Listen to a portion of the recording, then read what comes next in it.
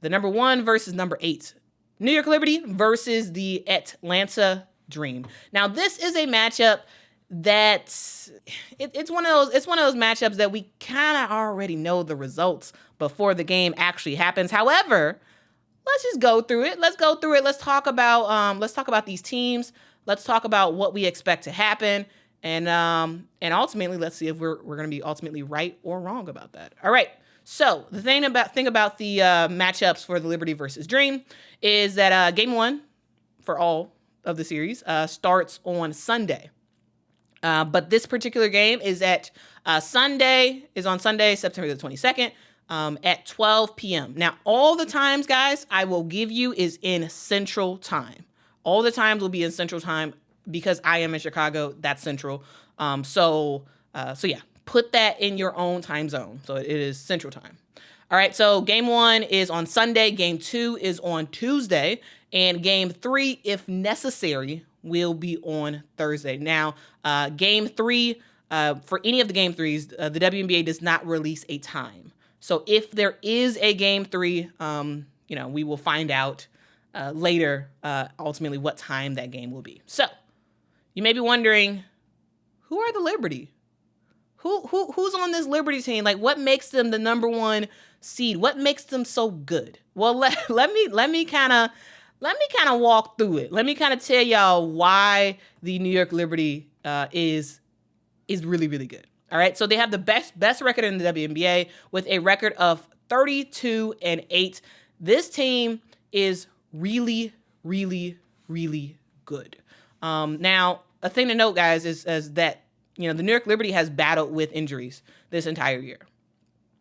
They've been battling with injuries like other teams in the WNBA, but unlike other teams, they don't have the other players who can kind of pick up the slack and make some noise for the New York Liberty. Now, when healthy, this New York Liberty team is extremely hard to beat. Now, the reason why they're hard to take down is because they have a really, really good mix of offense and defense. And it's tough. It's tough to go against. So let me kind of break it down. For me, the New York Liberty, their dominant starts in their starting 5.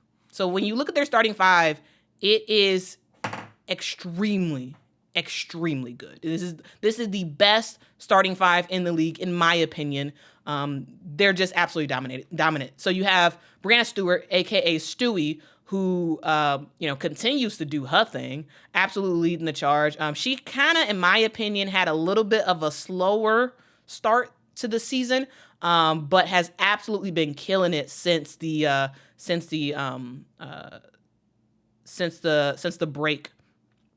Olympic break. She's been absolutely doing her thing. Another player who I think definitely should be on the list for most improved player is Sabrina Ionescu.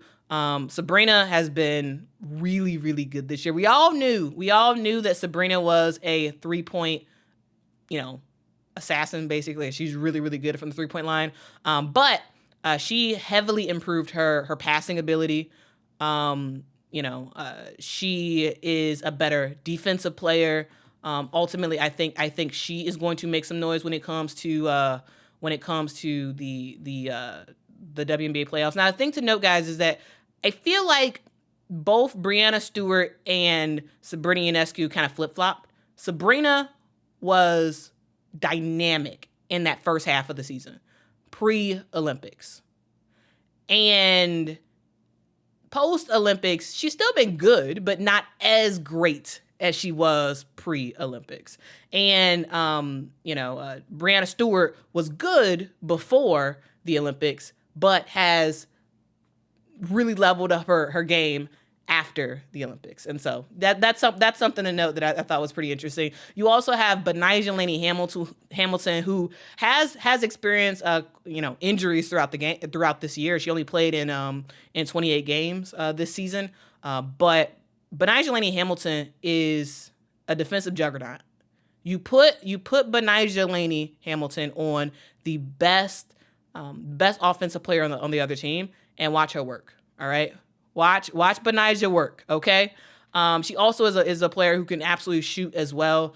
She kind of just gives a little bit of everything. And this is why I think this team is so tough to beat. Because you have like just shooters in Sabrina and Brianna. It feels weird calling her Brianna and Stewie. And then you have like the defensive like power of Benigilani Hamilton. Jonquel Jones is another player as well who is not sort of her normal, she's not like how she was when she was the MVP, right? Jonquel Jones, but she's still absolutely balling. She is the player who's going to grab the rebounds for this team. She's the player who when it comes to post play, she's going to sort of anchor the ship and make stuff right. And then you have Courtney Vandersloot, your PG1, who is not as PG1 like than she used to be, but she absolutely still is a factor for this team. She can shoot, she can pass, though Sabrina Ionescu is the number one passer on the team right now. This starting lineup is very, very talented for the New York Liberty. The other thing about the Liberty is that you also have a extremely productive bench. It's not just about the starters, because guys, the New York Liberty have experienced injuries all throughout the year, and they have had bench players show up and show out. Number one on that list, Kayla Thornton. I have absolutely loved the way that Kayla Thornton has played this year. I thought she's been a huge X factor for this team. Leonie Fibich is another player who, guys, I am a huge fan of Leonie Fibich. She is a rookie this year. I absolutely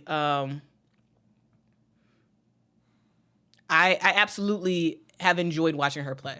She was a player who I'd never heard of until this year.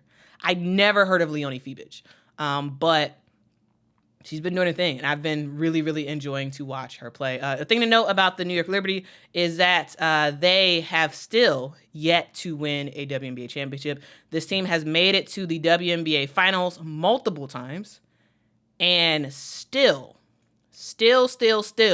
has not won a WNBA championship. Their quest continues, and so maybe this year will be the year. Who knows? Let me know in the comments if y'all think this is the year for the New York Liberty. All right, and who are they playing? They are playing the Atlanta Dream. Now, this team barely got into the WNBA playoffs, but hey, they're here. The slate is clean, and they are about to try to make some noise. This team ended the season with a record of 15-25 on the season. This team has been decimated with injuries. Like it's kind of crazy the amount of injuries that this team has had to deal with. You had Ryan Howard and Jordan Canada who were out at the beginning of the season.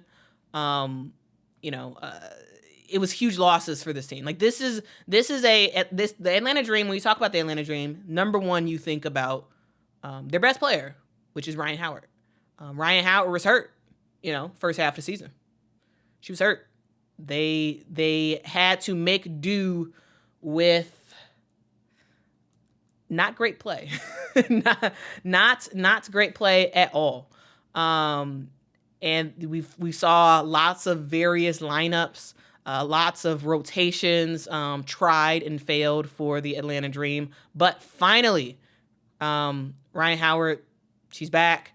She had a couple of games a week or so ago where she was absolutely balling. She had like 3 games in a row where she had like 30 points recently. She is a player that can absolutely light it up. She is a quiet player. She doesn't talk that much. But her game speaks very, very, very loud. You also had Jordan Canada out for the top part of the season as well. Jordan Canada is the PG1 for the Atlanta Dream, and they just play better. They just play overall better when Jordan Canada is out there. She sort of steadies the ship. She can also shoot the ball really well. She's a great player, and they were missing those 2 players early in the season, and if they had them, they definitely would not be last. They definitely would not have taken so long to get in the WNBA playoffs if they actually had a healthy team. A thing to note, guys, right now is that the team has some injuries that they're still dealing with. Cheyenne Parker Tyus is out, and Ariel Powers is also out as well. So those are two players who will not be playing in the WNBA playoffs, or at least as far as I can tell. All right, this is a team that has talent, but they do struggle in games. This is a team that you have players like Alicia Gray, you have Ryan Howard, you have Jordan Canada, you have pretty decent scorers on this team. You have Tina Charles, which you can't forget about her, a WNBA legend who is still balling. You have good talent, but it feels that sometimes it just doesn't work. Sometimes it feels like they don't live up to the potential that they have. The gameplay is a little bit sporadic at times. Like sometimes they look really, really good, and sometimes they look really, really terrible. Rotations is also something that does leave a little bit more to be desired, I would say. This is a team that's good, but they do struggle to put it all together. And so they could be really good in this playoffs, or they could be pretty terrible. It's sort of the luck of the draw, and they are absolutely in for an uphill battle in this series. All right, in terms of previous matchups, the New York Liberty have beat the Atlanta Dream 3 of the 4 times that they have played this year. Basically, y'all could just call this 3 out of 3 because that last game just happened, and that was when New York didn't really play their bench. Didn't really play their starters, and so yeah, you gotta put that gotta put that in your head, okay? But yeah, the first 2 matchups, pretty easily the New York Liberty won those games, and then the other 2 matchups, New York Liberty, the game was a lot closer, but New York was able to win. And then the last game that actually just happened 2 days ago, the Atlanta Dream won that game. But again, yes, that game counts, but in my head, not really, because again, New York, they'd already clinched the number 1 spot in the playoffs. They didn't really need to play their starters, and so that's a thing. Okay, that is absolutely a thing. So with all of that being said, let's get into the keys of the series. All right.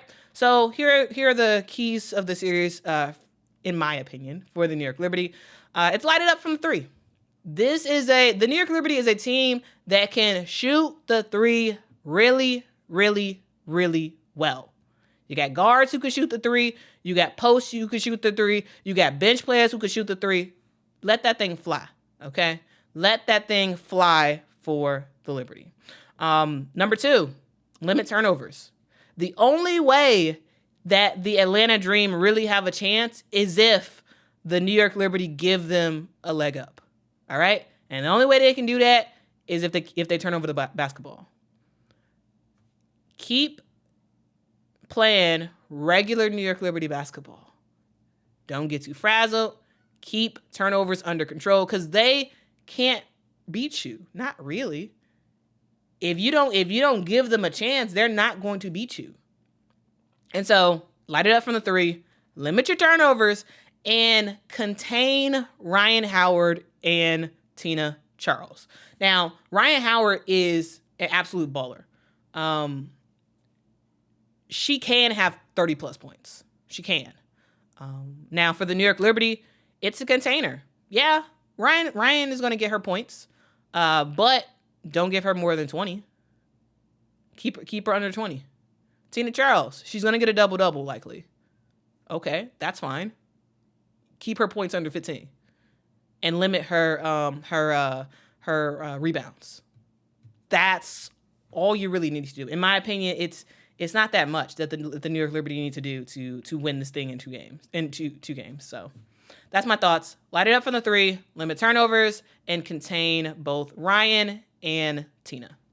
Now, for the Atlanta Dream, what do they have to do? They got to do quite a bit of things, right? This team has to contain scorers, which is crazy, crazy hard to do. All right, the New York Liberty have a lot of scorers. Again, you got Sabrina, you got Stewie, you got John Quayle, who could shoot threes. You got Benigilani Hamilton. You got Leonie Phoebus, who can come off the bench. You got Kayla Thornton, who just hides in the corner, waiting for a chance to get the ball and hit that 3-point shot. Right? You have scorers all throughout this team. So sit down on defense and contain them. It's a hard task. It's a hard task to do.